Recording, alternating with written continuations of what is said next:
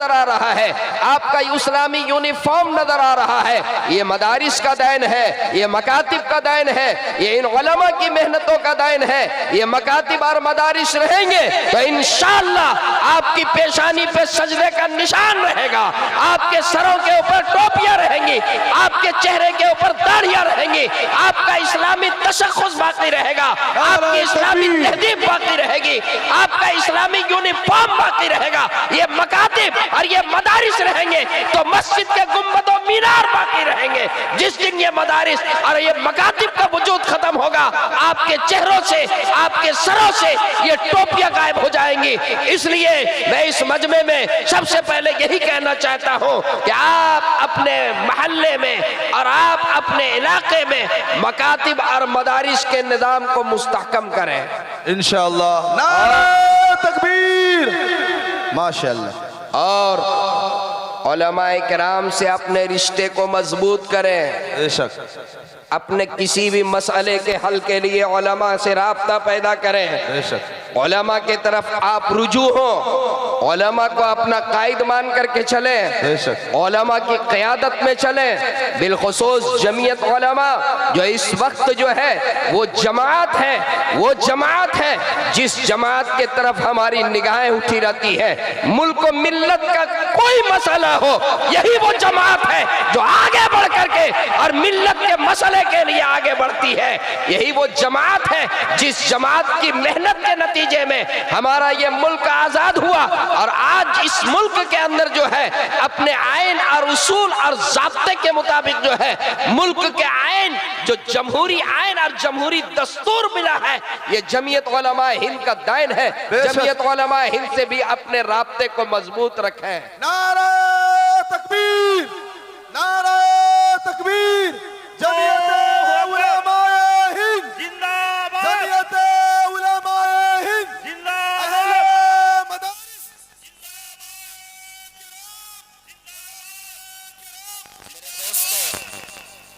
बात संजीदगी के साथ सुने। उलमा से हमारा रिश्ता, मोहब्बत, उलमा से ताल्लुक, ये कितनी बड़ी बात है। बेशक एक अहलुल्लाह गुजरे हैं, साहिब निस्बत वली हजरत यजीद बुस्तामी अलैहिर रहमा, बहुत बड़े वली कामिल गुजरे हैं।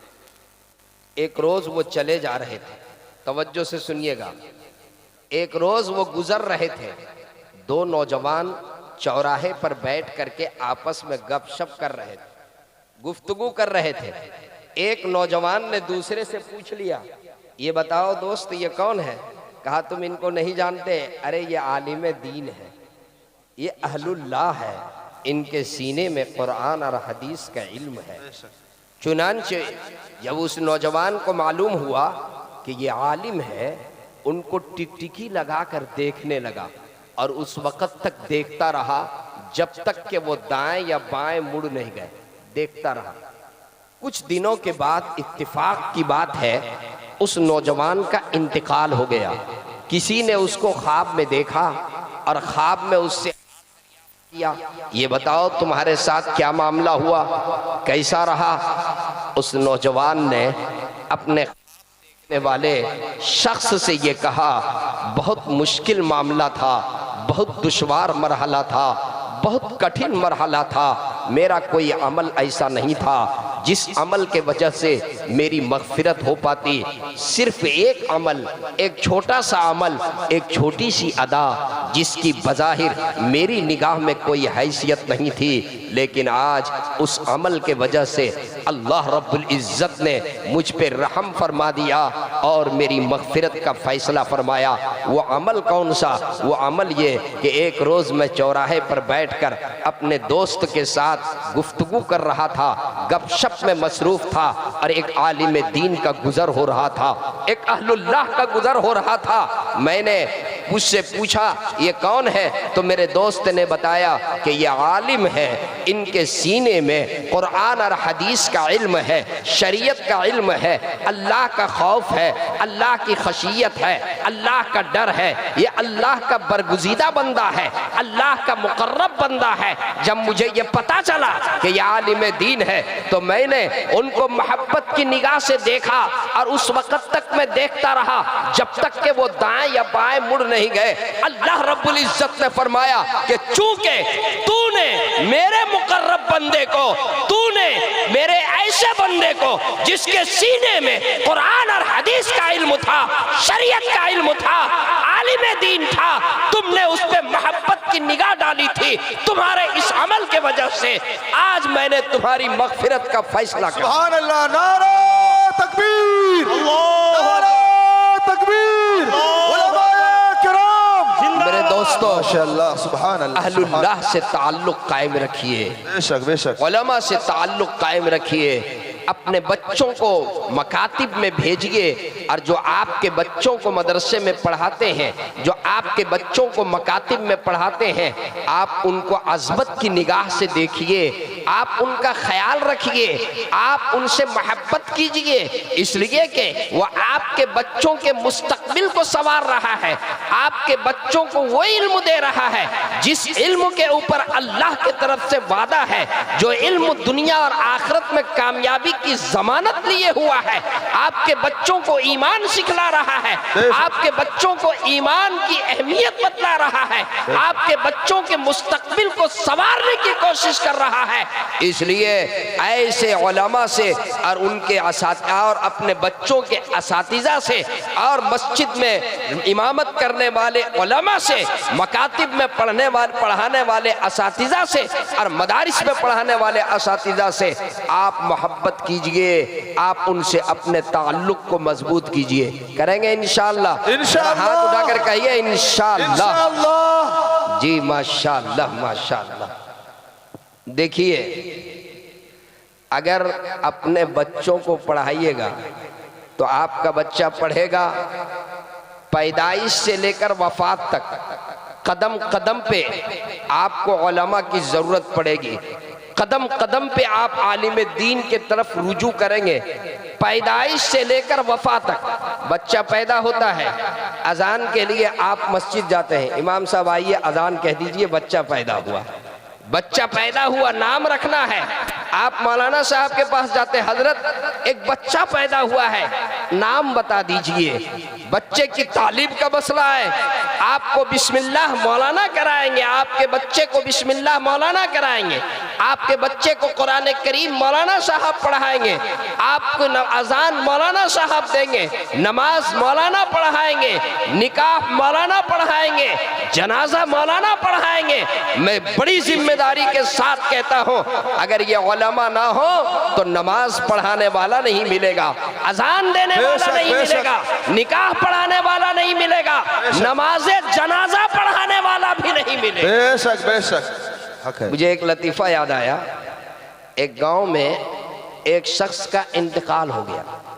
इत्तिफाक की बात यह है, इमाम साहब छुट्टी में घर गए हुए, कोई जनाजा पढ़ाने वाला नहीं था। सदर साहब भी परेशान, सेक्रेटरी साहब भी परेशान, जनाजा कौन पढ़ाए। काफ़ी देर गुजर गई है, मई जून का महीना है, जनाजा पढ़ाने वाला कोई नहीं है। इत्तिफाक से वो इंतज़ार ही कर रहे थे। इसी दरमियान में एक बाबा जो है वो गांव के अंदर दाखिल हो गया। बाबा के कंधे पर जो है पट्टा था। उन्होंने सदर साहब ने देखा, कहा कि लगता है ये कुछ पढ़ा लिखा आदमी। बाबा को बुलाया, कहा कि सुनिए, मेरे गांव में एक जनाजा हो गया है और इत्तिफाक से इमाम साहब घर गए हुए हैं, आप चलिए और जनाजे की नमाज पढ़ा दीजिए, जनाजे की नमाज पढ़ा दीजिए। बाबा ने कहा कि मैं नहीं पढ़ाऊंगा। सदर साहब ने कहा पढ़ा दीजिए न, इत्तिफाक से इमाम साहब घर गए हुए हैं। बाबा ने कहा मैं किसी हाल में नहीं पढ़ाऊंगा। जब उसने कहा किसी हाल में नहीं पढ़ाऊंगा तो सदर साहब को भी गुस्सा आ गया।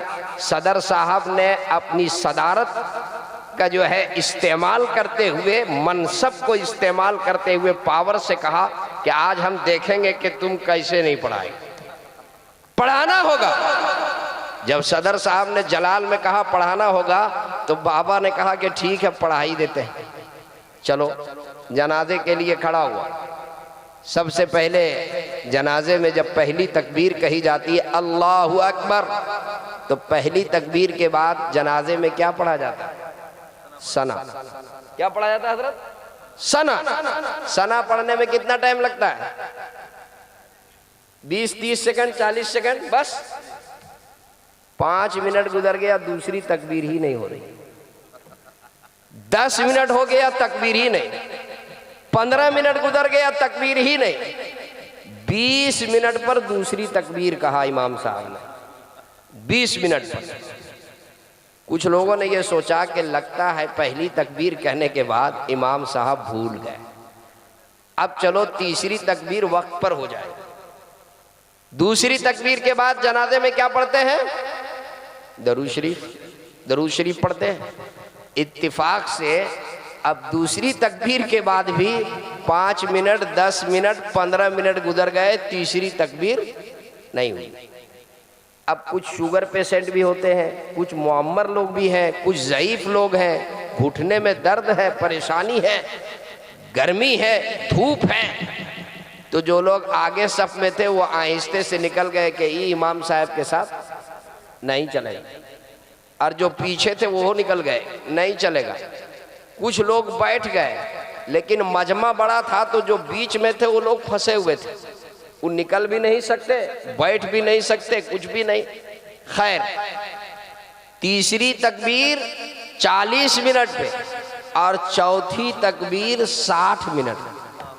चौथी तकबीर 60 मिनट। उसके बाद सलाम कह दिया, अस्सलामु अलैकुम व रहमतुल्लाह, अस्सलामु अलैकुम व रहमतुल्लाह।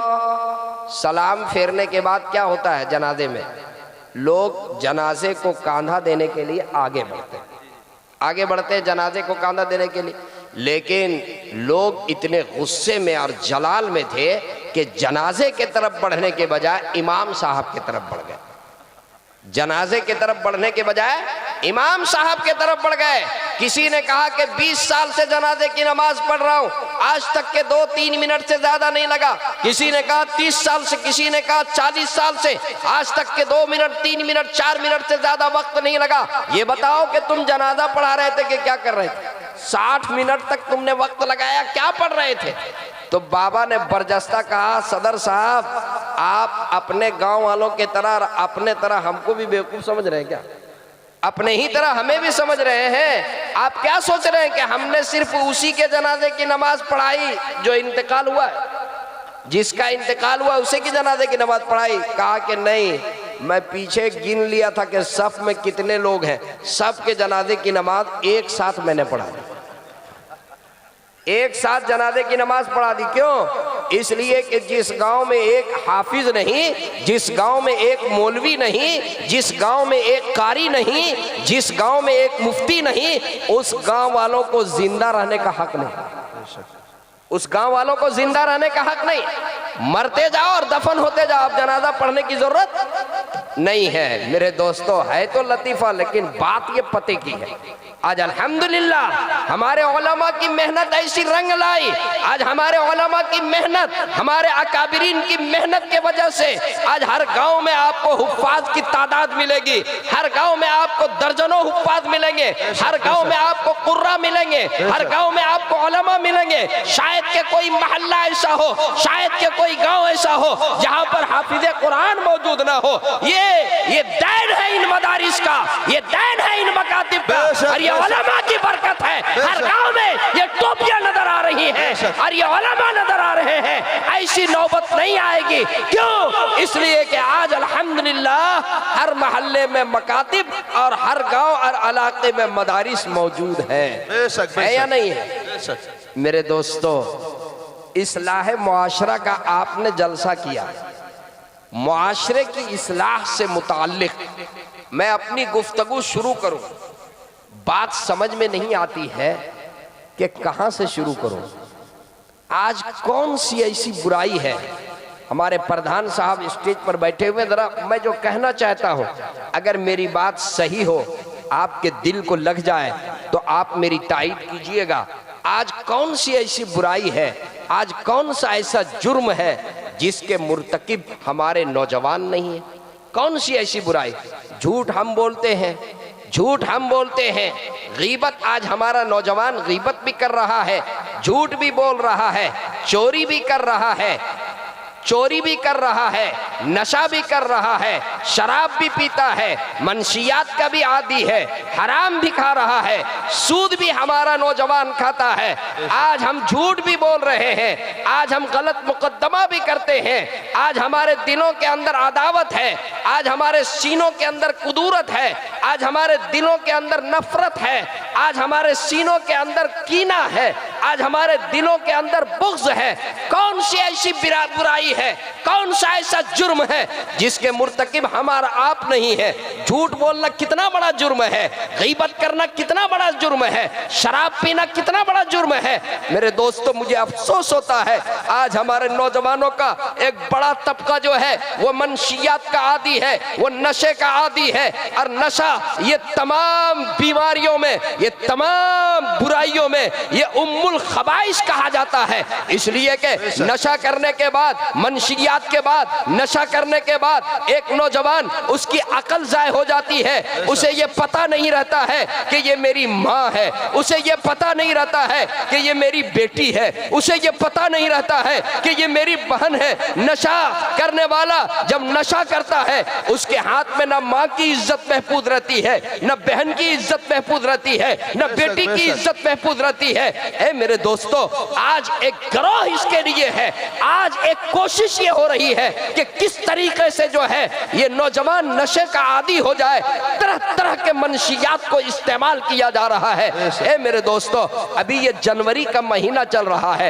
ये जनवरी का महीना, जब जनवरी की पहली तारीख आती है, पहले से हमारे नौजवान तैयारी करते हैं कि 1 जनवरी कैसे मनाना है। वो नशे का आदी नौजवान वो शराब लेकर के और वो बैठ जाता है जाकर के, और वो इंतजार करता है कि रात के 12 बजे, और जैसे ही 1 तारीख शुरू होगी, वो नशे का नौजवान, वो नशे का आदी, वो शराब का घोट पी करके, और वो पहला घोट पी करके, और ये कहता है कि हमने 2025 का आगाज जो है वो शराब के जरिए से किया, मनशियात के जरिए से किया। वो थिरकता है, वो नाचता है, वो शराब पीता है, वो गाना गाता है, वो इज्जतों को लूटता है, वो बेहयाई करता है, वो जिना का आदी होता है। ए मेरे नौजवानों, ए मेरे नौजवानों, कहीं ऐसा ना हो अल्लाह का अजाब आ जाए, अल्लाह का अजाब आ जाए।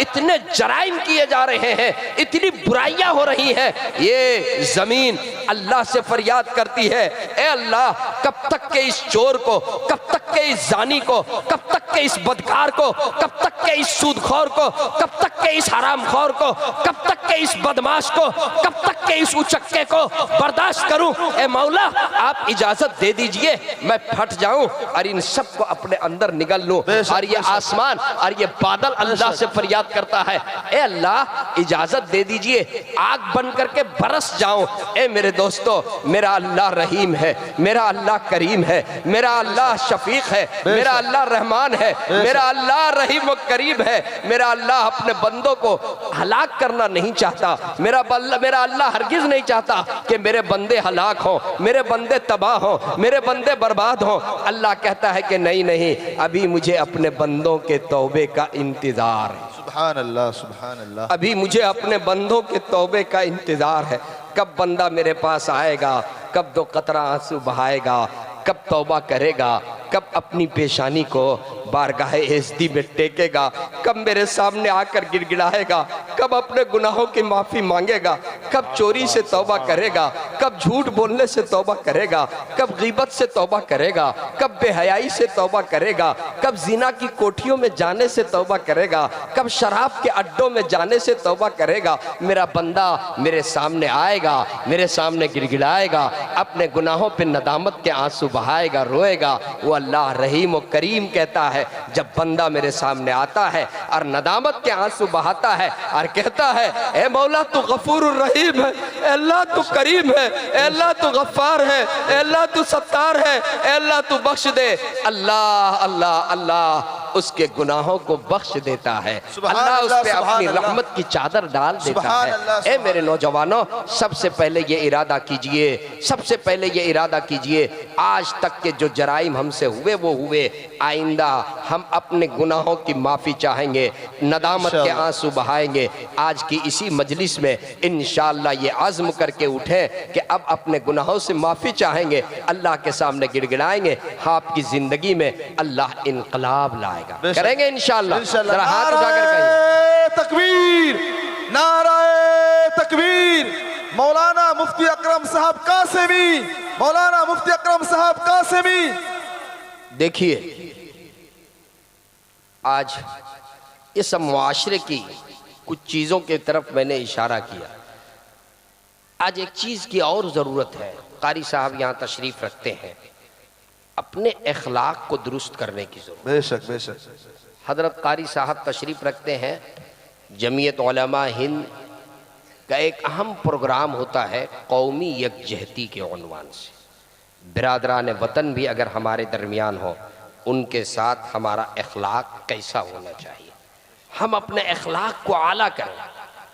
हम जिस नबी के उम्मत हैं, मेरे आका दो जहां के सरदार, मेरे आका दो जहां के सरदार, वजह तख्लीक कायनात, खुलासा कायनात, जद्दुल हसनैन साहिबुस सकलैन, यतीम अब्दुल्ला हज़रत मुहम्मदुर रसूलुल्लाह सल्लल्लाहु अलैहि वसल्लम। अल्लाह अल्लाह, उन्होंने जो अखलाक का पैगाम दिया, जो अखलाक का पाठ पढ़ाया, जो अखलाक का दर्स दिया, ए मेरे नौजवानों, ए मेरे नौजवानों, ए मुहम्मदुर रसूलुल्लाह सल्लल्लाहु अलैहि वसल्लम के गुलामों, ए गुलाम मुस्तफ़ा, ए मेरे आका के दीवानों, ज़रा प्यारे आका सल्लल्लाहु अलैहि वसल्लम की सीरत का मैं एक झलक आपके सामने पेश करता हूँ। आप सल्लल्लाहु अलैहि वसल्लम ने किस तरह का अखलाक का दर्स दिया था। मेरे आका की सीरत का अखलाकी पहलू के हवाले से मैं सीरत का एक नक्शा आपके सामने खींचने जा रहा हूँ। मैं मिदनापुर का ये उमड़ता हुआ मजमा, ये तारीख साज इजलास में मैं कुछ पैगाम दे करके आपसे रुखसत होना चाहता हूँ। हम सबके दो आका, दो जहां के सरदार जनाबे मोहम्मदुर रसूलुल्लाह सल्लल्लाहु अलैहि वसल्लम जब मदीना मुनव्वरा तशरीफ लाए, आपकी सल्तनत कायम हुई। आपने गैरों के पास, आपने बादशाहों के पास खुतूत लिखे, एक दो नहीं, तकरीबन 25 खुतूत जो है गैर बादशाहों के पास आप सल्लल्लाहु अलैहि वसल्लम ने लिखवाए। लिखने वाले कातिबे वही हजरत अमीर मुआविया रजी अल्लाह ताला अन्हु, प्यारे आका सल्लल्लाहु अलैहि वसल्लम खत लिखते हैं। क्या खत का मजमून है? मिन मोहम्मद रसूलुल्लाह सल्लल्लाहु अलैहि वसल्लम अस्लिम तस्लम। क्या मजमून है मुख्तसर। मोहम्मदुर रसूलुल्लाह सल्लल्लाहु अलैहि वसल्लम के तरफ से अस्लिम, इस्लाम ले आओ, तुम भी महफूज, तुम भी सलामत, तुम्हारी बादशाहत भी सलामत, तुम्हारी हुकूमत भी सलामत। अल्लाह के नबी खत में ये नहीं कह रहे कि तुम हमें कुछ दो, तुम हमें कर्ज दो, तुम हमें ये दो, जैसे कि आज बादशाहों का तरीका है। नहीं, आका क्या फरमा रहे हैं? अस्लिम तस्लम, इस्लाम लाओ महफूज, इस्लाम लाओ सलामत।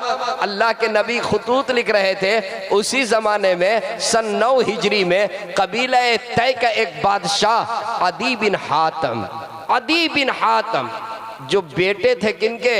हातिम ताई के। उलमा स्टेज पर बैठे हुए जरा तवज्जो कीजिएगा। हातिम ताई के बेटे, नाम क्या है? अदी बिन हातिम।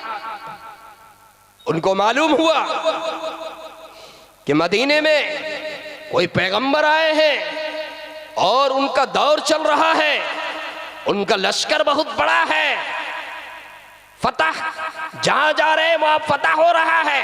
उसने अपने नौकरों से पूछा तो नौकर ने कहा कि हाँ हाँ, अरे वो तो सैलाब है, वो तो सैलाब है, एक नहीं अनेक फतह हो चुका है और जहां जाते हैं वहां वो कामयाब। डर से अदी बिन हातिम ने क्या किया? अपने माल, अपने जेवरात, अपने सोने और चांदी को मुल्क शाम पहले भिजवा दिया। कहीं ऐसा ना हो कि आए तो भागूं तो लेके ना जा सकूं, इसलिए पहले भेज दिया अपने हम मनसब ईसाई के पास।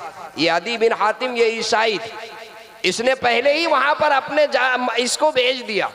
उसके बाद एक रोज नौकर ने कहा अपने बादशाह से कि सुनिए आज सैलाब आ रहा है, पानी का सैलाब नहीं, आज सैलाब आ रहा है। कौन सा सैलाब? मोहम्मदुर रसूलुल्लाह सल्लल्लाहु अलैहि वसल्लम के सहाबा का सैलाब आ रहा है, सहाबा का सैलाब आ रहा है। चुनांचे आदी बिन हातिम जो है कहा जल्दी से सवारी तैयार करो, जल्दी से घोड़े तैयार करो। सवारी तैयार किया, सादो सामान के साथ वहां से फिरार हो गया। इत्तेफाक ये है अपनी सगी बहन साना को जो है साथ में ले जाना भूल गया, सगी बहन को छोड़ दिया, सगी बहन को छोड़ करके वो फिरार हो गया। इधर मोहम्मदुर रसूलुल्लाह सल्लल्लाहु अलैहि वसल्लम के सहाबा जब वहां पर पहुंचे तो कभी उस कबीले के सबों को गिरफ्तार कर लिया और कैदी बना करके और मदीने में लेकर के आए, मस्जिद नबवी में लेकर के आए। प्यारे आका सल्लल्लाहु अलैहि वसल्लम गश्त करते हुए जब कैदियों के करीब गए, आप सल्लल्लाहु अलैहि वसल्लम की निगाह पड़ती है, आप अलैहिस्सलातु व तस्लीम की निगाह पड़ती है एक नौजवान लड़की के ऊपर, एक जवान लड़की के ऊपर जिसका सर बरहना है, सर के ऊपर जो है दुपट्टा नहीं है, नंगा सर है। जब निगाह पड़ती है प्यारे आका सल्लल्लाहु अलैहि वसल्लम फौरन अपने शाने मुबारक से चादर मुबारक को उतारते हैं। वो कौन सी चादर? अरे वो चादर जिसका जिक्र कुरान में आया, या अय्युहल मुद्दस्सिर, वो चादर प्यारे आका सल्लल्लाहु अलैहि वसल्लम अपनी रहमत वाली चादर उतारते हैं। अपने यार अपने सहाबा से फरमाते हैं दे दो जल्दी से ये चादर जो है उस जवान लड़की के सर के ऊपर डाल दो। वो सहाबी आपसे अर्ज करते हैं अल्लाह के रसूल ये तो गैर की बेटी है, अल्लाह के रसूल ये तो काफिर की बेटी है, अल्लाह के रसूल ये तो दुश्मन की बेटी है, अल्लाह के रसूल ये तो मुशरिक की बेटी है। अरे मेरे आका का अखलाक देखो, मेरे आका का अखलाक देखो। आका ने फरमाया कि नहीं नहीं, बेटी बेटी होती है, चाहे किसी की हो, गैर की हो, काफिर की हो, मुशरिक की हो, दुश्मन की हो, बेटी बेटी है। बेशक प्यारे आका सल्लल्लाहु अलैहि वसल्लम ने अपनी चादर जब उन पर डाल दी तो वो लड़की उसे आपकी रहमत को देख करके, आपके इनाम को देख करके, आपके इकराम को देख करके, आपके रहमो करम को देख करके वो खड़ी हो गई, आपके करीब हुई, आपसे मुखातब हुई और मुखातब होकर ये कहने लगी कि मैं हातिम ताई की बेटी हूं, मैं उस बाप की बेटी हूं जो बड़ा सखी था। मेरे बाप बहुत सखी थे, सखावत उनकी सिफत थी। मेरे बाप रहम करते थे, मेरे बाप माफी करते थे, मेरे बाप पड़ोसियों के साथ अच्छा बर्ताव किया करते थे, मेरा बाप कैदियों के साथ अच्छा बर्ताव किया करते थे, मेरे बाप रहम दिल थे और बहुत सखी थे। जब प्यारे आका सल्लल्लाहु अलैहि वसल्लम ने ये सुना तो आका ने फरमाया तुम्हारे बाप की ये जो सिफात है ये तो एक मोमिन की सिफत, ये तो एक मोमिन की सिफत, एक मुसलमान की सिफत है। अगर तुम्हारा बाप मोमिन होता तो मैं मोहम्मद उस पर रहमत भेज दे। सुभान अल्लाह, सुभान अल्लाह। उसने कहा हलकल वालिद वगाबल वाफिद, मेरा बाप हलाक हो चुका है, मेरा बाप दुनिया में नहीं है, मेरे बाप इंतकाल, मेरे बाप की मौत हो चुकी है। वगाबल वाफिद, और मेरा रखवाला मुझे छोड़कर भाग गया, फिरार हो गया। आका ने फरमाया बाप कौन? कहा कि हातिम ताई। और रखवाला कौन? कहा मेरा भाई अदी बिन हातिम। रखवाला निगहबान निगरा मेरा भाई, वो भी भाग गया। कहा कि अल्लाह के रसूल सल्लल्लाहु अलैहि वसल्लम ने उसकी जुबान से बाप की सिफात सुनने के बाद आका ने अपने सहाबा से फरमाया, अपने यारों से फरमाया, अपने जानिसारों से फरमाया इसे छोड़ दो, इसे आज़ाद कर दो। और न सिर्फ ये कि आज़ाद करो बल्कि इसे जोड़ा भी दो।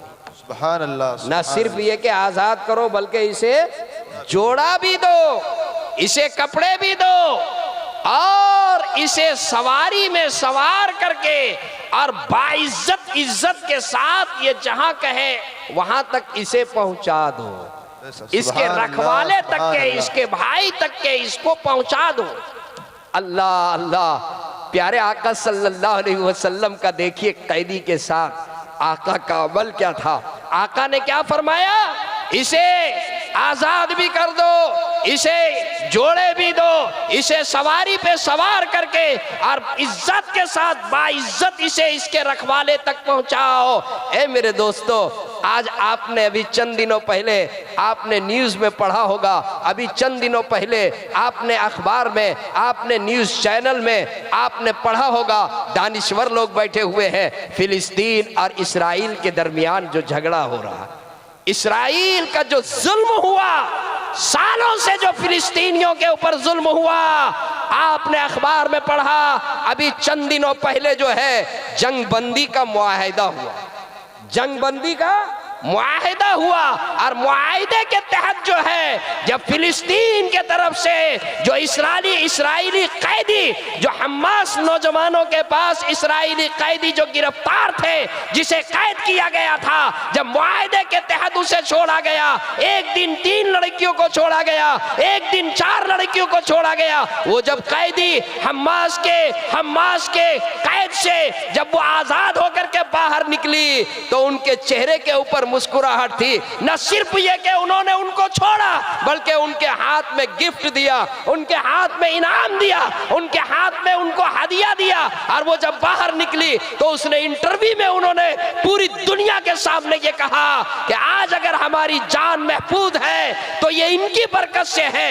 इस्राइल जो बमबारी कर रहे थे, उनकी बमबारी से भी अगर मेरी जान बचाई है तो इन नौजवानों ने बचाई है। और उसने कहा कि मेरी इज्जत भी बची, मेरी इस्मत भी बची, मेरी इज्जत भी बची, मेरी इज्जत भी बची। बहुत ही इज्जत के साथ और बहुत अच्छे तरीके से इन लोगों ने मुझे रखा, कहीं कोई परेशानी नहीं हुई। उनके चेहरों से पता चल रहा था, जब उन्हें गिफ्ट दे करके और उनके हवाले किया गया तो वो मुस्कुरा रही थी।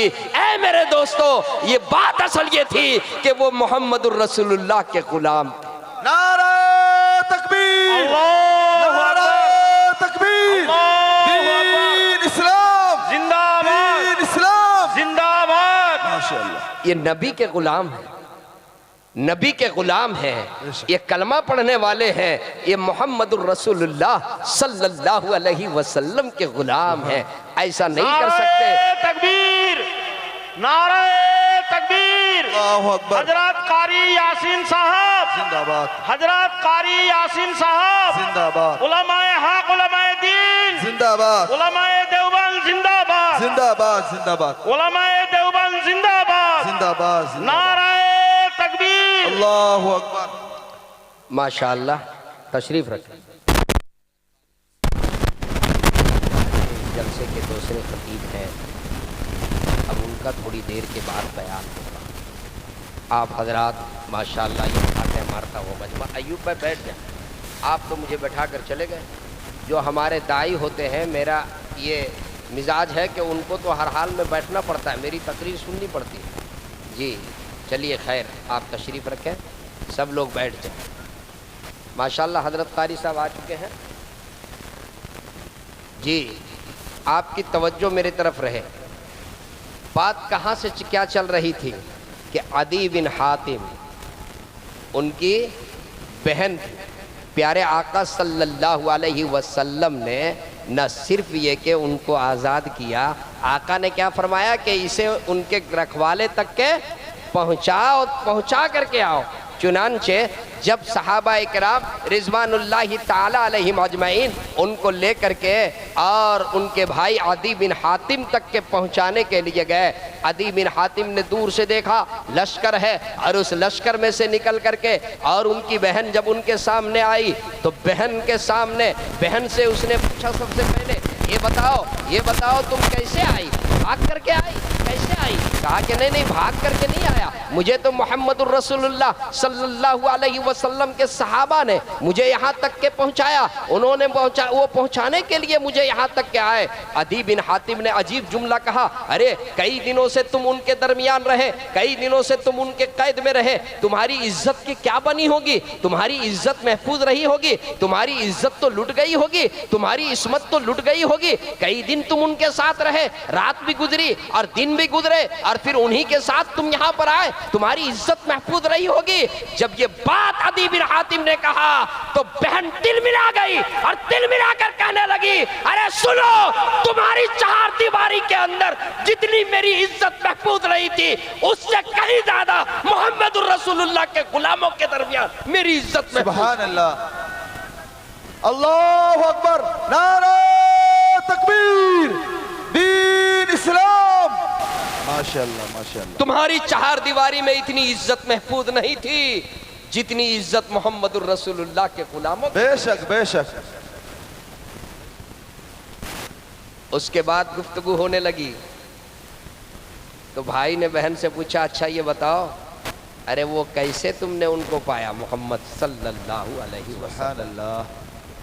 बहन ने कहा, मैं तो नहीं बता सकती कि वो नबी है या बादशाह है, लेकिन मैंने जो पाया, जो उनके अंदर देखा, मैंने जो उनके सिफात को देखी। बहन ने कहा, युहिब्बुल अफ़्व वयफ़ुक्कुल असीर सुभान अल्लाह, वयरहमुस सगीर सुभान अल्लाह, वयक़दिरुल कबीर सुभान अल्लाह। वयारिफु क़दरल कबीर।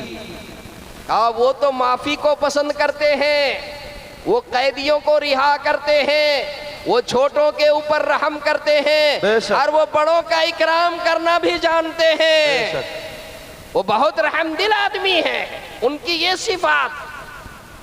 उसके बाद कहा कि आपको जाना चाहिए उनसे मिलने के लिए। अगर वो नबी हैं, अगर वो नबी हैं तो जो सबसे आगे जाएगा उनकी फजीलत ज़्यादा होगी, आगे बढ़ कर के ईमान लाने वाले की फजीलत ज़्यादा। और अगर वो बादशाह हैं तो वो ऐसे बादशाह हैं जो हमेशा इज्जत के साथ रहेंगे, कभी उनकी इज्जत घटने वाली नहीं है। बेशक बेशक। चुनांचे आदि ने कहा कि ठीक है तो तैयारी करो। तैयारी किया, वो तो बादशाह था, तो बादशाह था। तैयारी किया, लश्कर के साथ, सवारी के साथ मदीने का इरादा करके और निकला। जब मदीना पहुंचा, मस्जिद नबवी में प्यारे आका सल्लल्लाहु अलैहि वसल्लम तशरीफ फरमा थे, सहाबा के दरमियान तशरीफ फरमा थे। अदी बिन हातिम मस्जिद नबवी के अंदर जब गया, प्यारे आका सल्लल्लाहु अलैहि वसल्लम ने उनको बैठाया और पहले पूछा, मन अंता, तू कौन है? वमिन आइना, और कहाँ से आया? कहा अदी बिन हातिम। जब उसने कहा अदी बिन हातिम, अल्लाह के रसूल ने फरमाया अल्फार मिन अल्लाह व रसूलिही। सहाबा भी ताज्जुब से देखने लगे, ये तो वही शख्स है जो भाग गया था, ये तो वही शख्स है जो फिरार हुआ था, ये वही अदी बिन हातिम है। कहा कि हाँ हाँ। उसके बाद आप सल्लल्लाहु अलैहि वसल्लम जब अपनी मजलिस ख़त्म हुई, आका देखिए कैसा मेहमान के साथ एजाज़ फरमा रहे हैं। आका ने फरमाया, चलिए आप मेरे साथ चलें, आपके साथ गुफ्तगू यहाँ पर नहीं, मेरे घर पे बैठ कर होगी। आपके साथ गुफ्तगू, जरा उलमा तवज्जो दें, यहाँ पर नहीं, कहाँ गुफ्तगू होगी? घर पे होगी। चलिए। चुनांचे आदी बिन हातिम को लेकर प्यारे आका सल्लल्लाहु अलैहि वसल्लम घर के तरफ, अपने हुजरे के तरफ रवाना हुए। रास्ते में एक बुढ़िया खातून मिल गई। बुढ़िया खातून ने आप सल्लल्लाहु अलैहि वसल्लम को रोक ली, आपको ठहरा ली और अपनी दास्तान सुनाने लगी। मेरे साथ ये मसला है, मेरे साथ ये मसला है। वो अपनी फरियाद सुनाने लगी। अदी बिन हातिम कहते हैं कि 2-4 मिनट नहीं, बहुत लंबे वक्त तक के वो आपको रोक ली और आप खड़े होकर के सुनते रहे। धूप में खड़े हैं, एक बुढ़िया अपनी फरियाद सुना रही है, आका सुन रहे हैं। अदी बिन हातिम कहते हैं, देख करके मेरे दिल ने कहा कि ये बादशाह की सिफत नहीं, ये तो नबी की सिफत है। ये बादशाह की सिफत नहीं, ये तो नबी की सिफत है। अरे बादशाह तो दूर की बात है, तुम चेयरमैन को भी रास्ते में रोक करके नहीं सुना सकते। तुम चेयरमैन को रास्ते में रोक करके नहीं सुना सकते। और ये 2 मिनट 4 मिनट नहीं, इतनी लंबी गुफ्तगू कर रही है और आप सुन रहे हैं। आपकी पेशानी पे जर्रा बराबर भी कोई फर्क नहीं है। जब गुफ्तगू मुकम्मल हो गई, उसके बाद आप अब आगे बढ़े, अपने हुजरे मुबारका में लेकर उस अदी बिन हातिम अपने मेहमान को लेकर के हुजरे में तशरीफ ले गए। अदी बिन हातिम कहते हैं कि जब मैं हुजरे में गया, वो हुजरा कौन सा? वो कोई बादशाह का बंगला था, वो कोई बंगला, वो कोई कोठी, वो कोई महल, वो कोई पक्की इमारत जी नहीं। अरे वो तो खजूर के पत्तों का, खजूर के पत्तों का, खजूर की शाखों का बना हुआ मेरे आका का वो मकान है मुबारक, जो खजूर के पत्तों का था, अगर हाथ ऊपर किया जाए तो तक के हाथ पहुंच जाए। एक तकिया पड़ा हुआ था, एक तकिया। प्यारे आका सल्लल्लाहु अलैहि वसल्लम ने अदी बिन हातिम से कहा कि आप इस तकिए के ऊपर बैठ जाएं। अदी बिन हातिम ने कहा नहीं, आप बैठ जाएं, आप बैठिए, मैं नीचे बैठूंगा। आका ने फरमाया कि नहीं नहीं, आप मेरे मेहमान हैं, मेरे मेहमान, सुभान अल्लाह। आप तकिए के ऊपर बैठे। चुनांचे अदी बिन हातिम तकिए के ऊपर बैठे। अदी बिन हातिम का तकिए के ऊपर बैठा और जो जहां का सरदार अल्लाहु अकबर। आका ज़मीन पर तकिए के ऊपर बैठ गए। गुफ्तगू होने लगी। वो आपके तवाज़ो को देख करके अदी बिन हातिम कहता, मेरा दिल गवाही दे रहा था कि ये नबी की सिफत है, ये बादशाह की सिफत नहीं। इतना मुतवाज़े नहीं बादशाह, ये तो नबी की सिफत है। गुफ्तगू होते रही। आपने कहा कि फेंक दो। ये ईसाई मजहब से था। ईसाई मजहब के बारे में आपने कुछ चीजें बताई, ईसाई मजहब के बारे में आपने कुछ चीजें बताई। सुन करके अदी बिन हारिस हैरत में रह गया, अदी बिन हातिम ताज्जुब में रह गया। अदी बिन हातिम बहुत ताज्जुब करने लगा। उसके बाद चूंकि प्यारे आका सल्लल्लाहु अलैहि वसल्लम किसी को जलील तो नहीं कर सकते थे, आका समझ रहे थे क्या बात है कि ये ईमान नहीं ला रहा है। आका ने फरमाया कि सुनो, मेरे ज़हन में दो तीन बातें हैं, मेरे ख्याल में दो तीन बातें हैं जिसके वजह से तुम ईमान कबूल नहीं कर रहे हो। तुम्हें दो तीन बातों का खदशा है। पहली बात यह है कि तुम ये समझ रहे हो कि ये फकीर लोग हैं, ये गरीब हैं, इनके पास दौलत नहीं है। ये लोग मुसलमान फकीर हैं, ये गरीब हैं, इनके पास दौलत नहीं है और हमारे पास दौलत है। दूसरी बात तुम ये समझ रहे हो कि इनकी तादाद बहुत मुख्तसर है, ये कम है, इनकी कोई हैसियत नहीं है, ये बहुत मुख्तसर है और ज्यादा हमारे लोग हैं। अल्लाह के रसूल सल्लल्लाहु अलैहि वसल्लम ने फरमाया कि सुनो सुनो, एक बात तो ये है, अनकरीब एक औरत, एक जवान खातून कादिसिया से चलेगी और मस्जिद हराम आएगी और बैतुल्लाह शरीफ का वो तवाफ करेगी और तन्हा फिर तवाफ करके वापस कादिसिया जाएगी। मीलों का सफर तय करेगी, तन्हा तय करेगी। कोई रास्ते में उसे टोकने वाला नहीं रहेगा, कोई रास्ते में उसे रोकने वाला नहीं रहेगा। सिर्फ और सिर्फ अल्लाह का खौफ उसके दिल में होगा और दुनिया की कोई ताकत ऐसी नहीं होगी जो उसे रास्ते में रोक सके। अनकरीब वो दिन भी आने वाला इंशाअल्लाह। और फरमाया कि सुनो दूसरी चीज, अरे जो तुम ये कह रहे हो कि इनके पास खजाने नहीं है, अनकरीब कैसर और किसरा का खजाना हमारे सहाबा और हमारे यारों के पास है। कैसर और किसरा का खजाना? उसने कहा कौन किसरा? किसरा बिन हुरमुज। कहा कि हाँ हाँ, अरे वही कैसर और किसरा जो इस वक्त का सुपर पावर कहलाता है, उसका खजाना हमारे यारों के हाथ में। सुभान अल्लाह, सुभान अल्लाह। कैसर और किसरा का खजाना हमारे यारों के हाथ में होगा। और तुम क्या समझ रहे हो, ये तादाद यही रहेगी और इनके पास खजाने नहीं रहेंगे, इनके पास माल नहीं, ये गरीब हैं। अरे सुनो, अनकरीब इतनी फरावानी होगी, इतना खजाना होगा, इतना माल मेरे सहाबा के पास होगा, इनके हाथ में खजाना होगा। ये खजाना लेकर बाहर निकलेंगे, लेने वाला कोई नहीं रहेगा। सुभान अल्लाह, सुभान अल्लाह। लेने वाला कोई नहीं रहेगा। जब ये दो तीन बातें प्यारे आका सल्लल्लाहु अलैहि वसल्लम के ज़ुबान मुबारक से निकली, फौरन अदी बिन हातिम ने कहा, ए मोहम्मद सल्लल्लाहु अलैहि वसल्लम, अपना दस्ते मुबारक बढ़ा दीजिए, अपना हाथ बढ़ा दीजिए और मुझको कलमा पढ़ा दीजिए, अशहदु अल्ला इलाहा इल्लल्लाह व अशहदु अन्न मुहम्मदर रसूलुल्लाह सल्लल्लाहु अलैहि वसल्लम। कलमा पढ़ करके ईमान में दाखिल हो गए। सुभान अल्लाह। ऐ मेरे दोस्तों, हम उस नबी की उम्मत है जिस नबी का अखलाक ये कि गैर दुश्मन से दुश्मन जब आपके पास पहुंचते, आपके अखलाक को देखकर वो ईमान कबूल करते, आपके अखलाक को देख करके वो ईमान कबूल कर लेते। मैंने आपके सामने खुतबे में एक जलीलुल कद्र खुतबे में मैंने आपके सामने अब्दुल्ला, हजरत अब्दुल्ला बिन सलाम, जो यहूदियों के बड़े आलिम थे, उस ज़माने में उनके सबसे बड़े आलिम थे, मैंने उनके हवाले से एक रिवायत नकल की। कितना मिनट वक्त है बता दीजिए तो मैं शुरू करूं, वरना मैं ख़त्म करूं। 10 मिनट 5 15 मिनट मिनट होगा इंशाल्लाह। शुरू कीजिए 5 मिनट में नहीं होगा। कीजिए। देखिए, मैंने अयूब भाई से पूछा कि बयान कितनी देर करना है, तो इन्होंने कहा 1.25 घंटा। आज का जो मेरा सफ़र हुआ, सुबह फजर के बाद मुझे निकलना था राजधानी से टिकट, इत्तेफाक से फजर की नमाज़ पढ़ करके जब मैंने मोबाइल में चेक किया तो गाड़ी 8 घंटे लेट हो गई। जो ट्रेन हमारे यहाँ 6 बजे आती है, बताया कि शाम को जो है वो लगभग 3 बजे गाड़ी आएगी। तो मैंने अयूब भाई को फ़ोन किया कि मैं कैसे जाऊँ, ट्रेन तो लेट हो गई। अब एक ही शक्ल है कि यहाँ से मैं आसनसोल बाय रोड जाऊँ और फिर वहाँ से कोई ट्रेन चेक करूँ। खैर मैंने ट्रेन चेक किया तो एक पटने से ट्रेन निकलती है वंदे भारत, जो हावड़ा पहुँचती है लगभग 3 बजे। अयूब भाई ने कहा मैं कमेटी से मशवरा करके बताता हूँ। कमेटी से मशवरा करके इन्होंने बताया कि आप आ जाइए।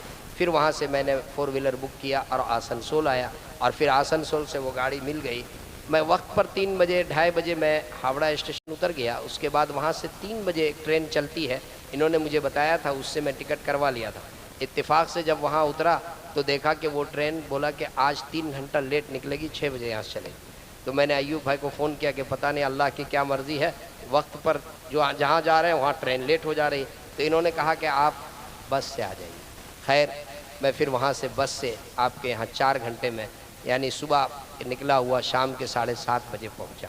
लेकिन मजमा देख करके और आपकी संजीदगी और सुनने का अंदाज़ और स्टेज पर उलमा, इस इलाके में तो जलसों में और भी आना हुआ, लेकिन इतना बड़ा मजमा और उलमा की इतनी बड़ी तादाद मैंने जल्दी नहीं कहीं देखा।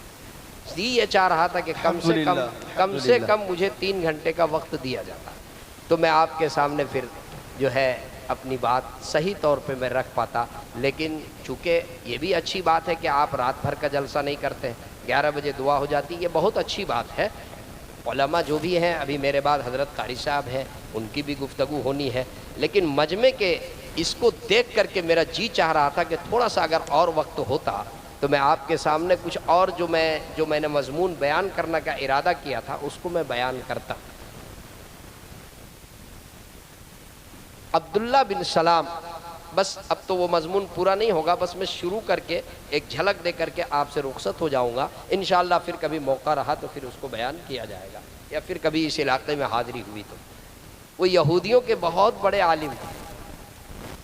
उनको मालूम हुआ जब प्यारे आका सल्लल्लाहु अलैहि वसल्लम हिजरत फरमाकर मक्का मुकर्रमा से मदीना मनव्वरा तशरीफ़ लाए, तो मदीने में पहले से 2 कबीले आबाद थे, एक यहूद और एक नसारा। ये दोनों पहले से आबाद थे।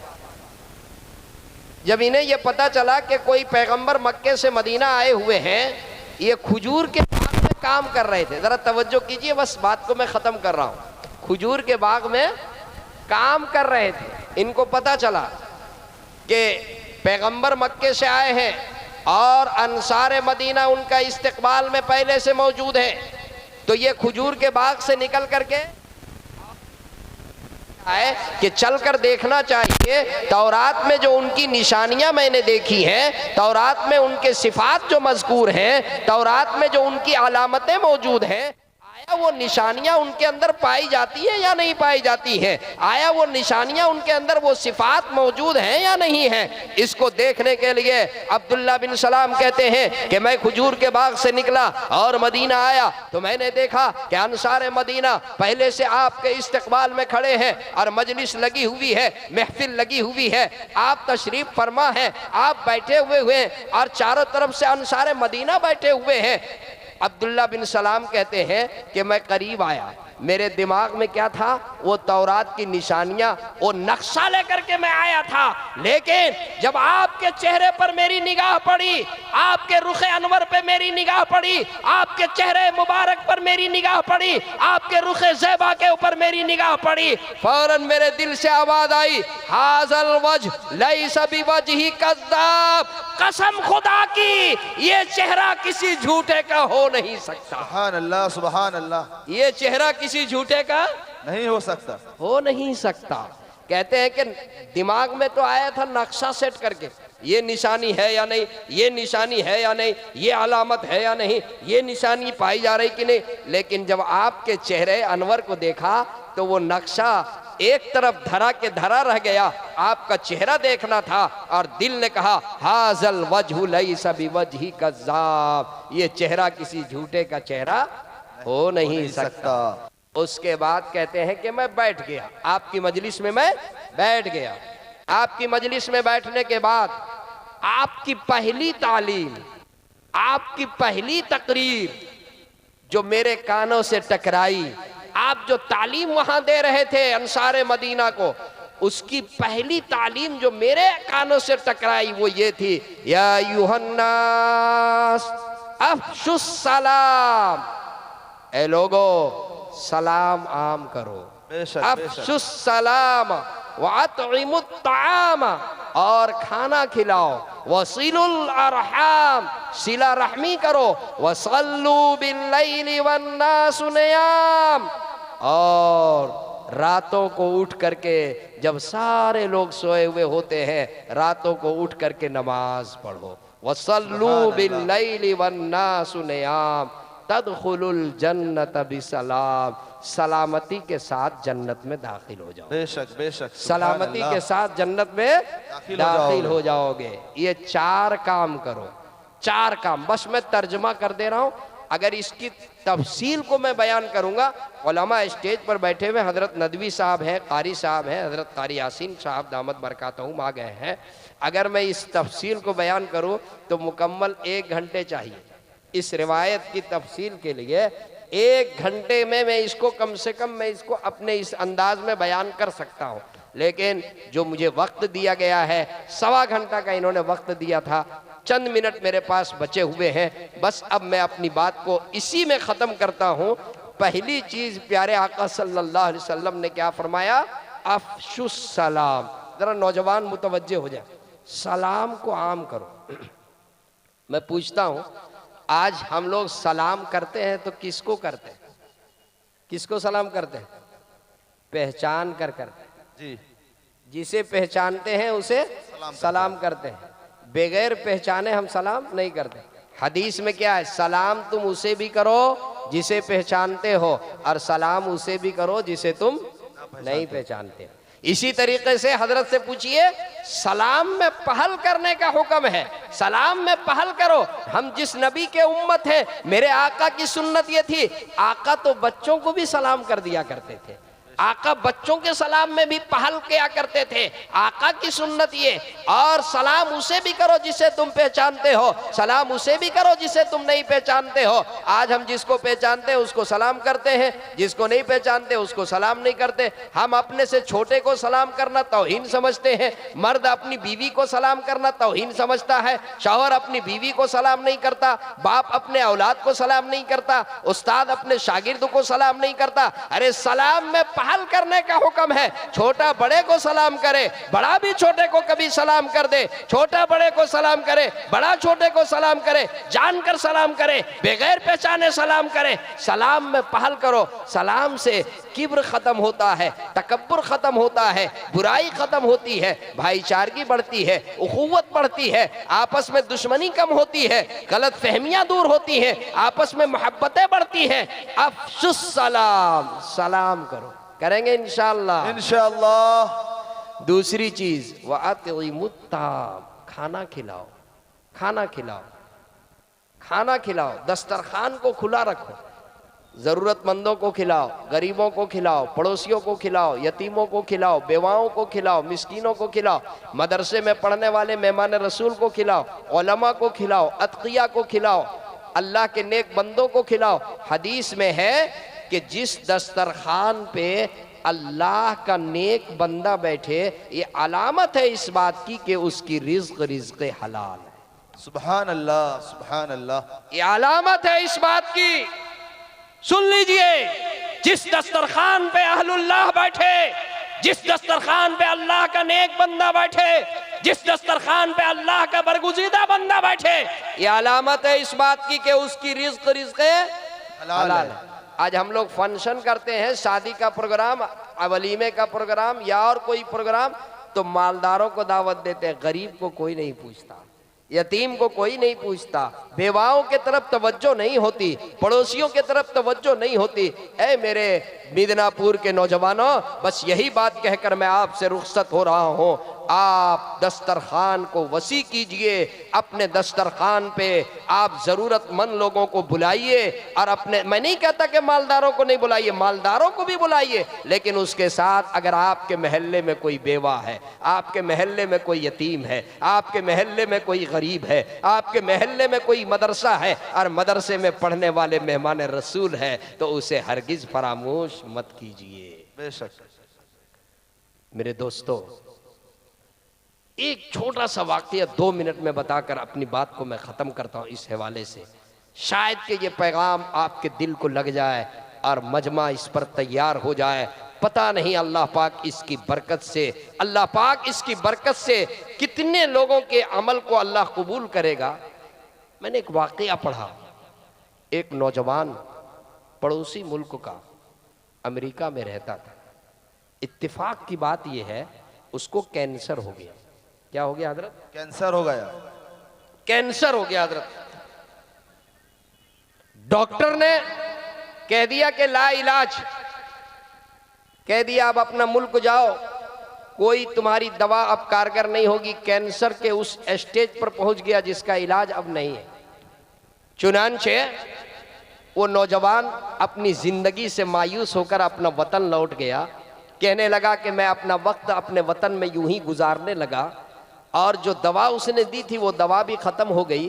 डॉक्टर ने कह दिया था कि कोई नुस्खा काम अब नहीं करेगा, कैंसर के उस स्टेज पर पहुंच गया जिसका कोई इलाज नहीं है। एक रोज वो नौजवान कस्साब के दुकान पे गया, कसाई के दुकान पे गोश्त लेने के लिए। इत्तिफाक से उसने देखा कि एक खातून आई, बुर्का पोश, नकाब पोश। उस खातून का बुर्का फटा हुआ था, चादर फटी हुई थी। उस कस्साब ने उसको जोर से झिड़क दिया, डांट दिया और ये कहा कि अभी जाओ, शाम को आना। वो खातून वापस जाने लगी। वो नौजवान, उसके दिल में बात आई कि जरा इस खातून से पूछूं क्या बात है, क्यों डांटा। वो नौजवान उस खातून के पास गया और पूछा कि क्या बात है, तुम कौन है और कस्साब ने तुमको क्यों डांटा। तो उस खातून ने कहा, असल बात यह है, मैं बेवा हूँ, मेरा शौहर अल्लाह का प्यारा हो चुका, मेरे 4 छोटे छोटे बच्चे हैं, 2 बच्चियां हैं। मेरे बच्चों के लिए कोई और जरिए आमदनी, जरिए माश नहीं है।